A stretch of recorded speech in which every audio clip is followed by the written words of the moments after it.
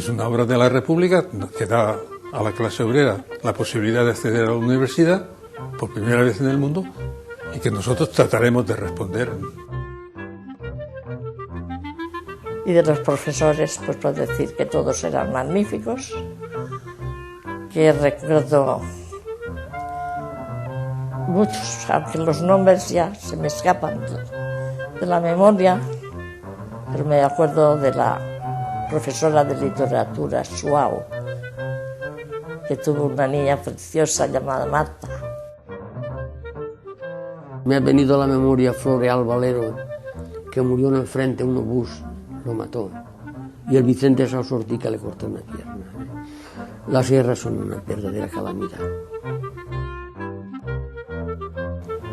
En la vida hay sueños que se convierten en realidades. Aquello fue una maravillosa realidad que se ha convertido en un eterno sueño para nosotros. Nada más.